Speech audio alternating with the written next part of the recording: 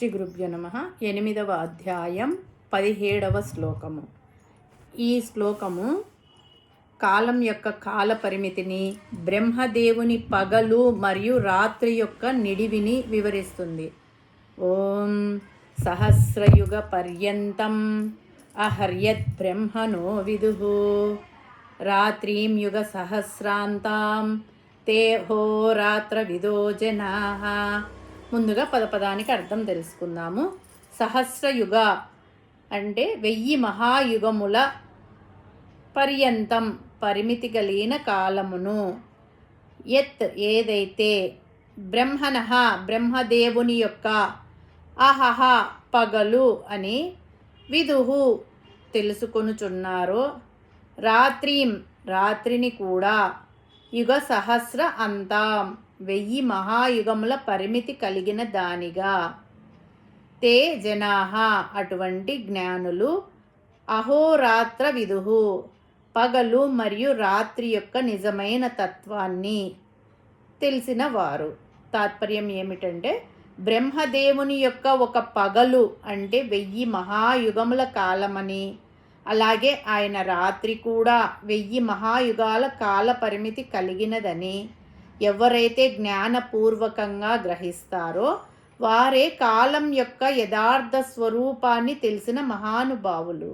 కిందటి శ్లోకంలో బ్రహ్మలోకం కూడా శాశ్వతం కాదు అని చెప్పిన కృష్ణ పరమాత్మ, బ్రహ్మకు కూడా మన మాదిరే రాత్రి పగలు ఉన్నాయి అని ఇక్కడ చెప్తున్నాడు. అంటే బ్రహ్మలోకంలో కూడా కాలం ప్రవర్తిస్తూ ఉంటుంది. కాలమునకు లోబడి ఏది శాశ్వతం కాదు అని అంతరార్థం. ఈ ప్రకారంగా బ్రహ్మదేవుని ఒక్కరోజు 1000 మహాయుగముల కాల పరిమితి కలిగి ఉంది. మహాయుగం అంటే 43,20,000 సంవత్సరాల కాలం. కలియుగము 4,32,000 సంవత్సరాలు. ద్వాపర యుగము 8,64,000 సంవత్సరాలు, కలియుగానికి 2 రెట్లు. త్రేతాయుగము 12,96,000 సంవత్సరాలు, కలియుగానికి 3 రెట్లు. కృతయుగము లేక సత్యయుగము 17,28,000 సంవత్సరాలు, కలియుగానికి 4 రెట్లు. మొత్తం కలిపి 43,20,000 సంవత్సరాలు ఒక మహాయుగం. ఈ మొత్తం కాలము ఒక మహాయుగం అవుతుంది.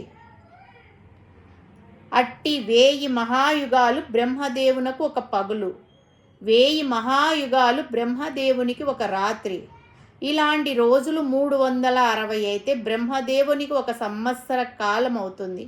అట్టి సంవత్సరాలు 100 అయితే బ్రహ్మదేవుని ఆయుర్దాయమగుతుంది. దీనిని బట్టి బ్రహ్మలోకము కూడా కాలగర్భమున ఇమిడి ఉన్నదని, అది కూడా ఒక సమయంలో నశించి తీరుతుందని స్పష్టమగుతుంది. పురాణాల ప్రకారం మన భూమి మీద గడిచే 1000 సంవత్సరాలు బ్రహ్మలోకంలో ఒక్క క్షణంతో సమానం. అటువంటివి 100 సంవత్సరాలైతే బ్రహ్మదేవునికి ఆయుష్. అటువంటి సుదీర్ఘకాలం జీవించే బ్రహ్మదేవుడు కూడా కాలానికి అధీనుడే అని, ఆయన లోకం కూడా శాశ్వతం కాదని పురాణాలు చెబుతున్నాయి. ఈ సృష్టి కాలచక్రం ముందు మన 80-100 సంవత్సరాల ఆయుష్ ఒక సముద్రంలో నీటి బొట్టు కంటే చిన్నది. ఈ విశాల విశ్వంలో మన ఉనికి ఎంత చిన్నదో పరమాత్మ చెప్తున్నాడు. మనుష్యలోకం అనిత్యం, స్వర్గలోకం అనిత్యం, బ్రహ్మలోకం కూడా అనిత్యం, కానీ పరమాత్మ మాత్రమే నిత్యుడు. అందుకే భక్తుడు తాత్కాలిక ఫలితాల కోసం కాకుండా శాశ్వతమైన పరమ పదాన్ని కోరుకోవాలి. కాలం అనంతమైనది. దేహము, పదవి, సంపదలు తాత్కాలికమైనవి. ధనం వస్తుంది పోతుంది, పదవి వస్తుంది పోతుంది, శరీరం కూడా వస్తుంది పోతుంది, శాశ్వతం కాదు. కానీ చేసిన సత్కర్మలు, భగవంతునిపై భక్తి, ఆత్మజ్ఞానం మాత్రం నిలిచి ఉంటాయి. ఈ సృష్టి ప్రళయం అనే చక్రాలకు అవతల, వాటన్నింటికీ అతీతంగా ఒక పరమధామం ఉన్నదని కృష్ణ పరమాత్మ చెప్తున్నాడు. అది పుట్టనిది, మార్పు లేనిది, శాశ్వతమైన ఒక సత్యం.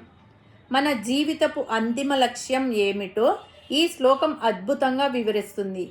ఈ జనన మరణ చక్రం నుండి శాశ్వతంగా విముక్తి పొంది తిరిగి రాని స్థితిని చేరుకోవడం, అదే మోక్షం, అదే భగవంతుని అత్యున్నత నివాసం. కాబట్టి తాత్కాలిక విషయాలపై మమకారం తగ్గించి భగవంతుని సాధనలో మన జీవితాన్ని గడపాలి. హరి ఓం తస్సత్.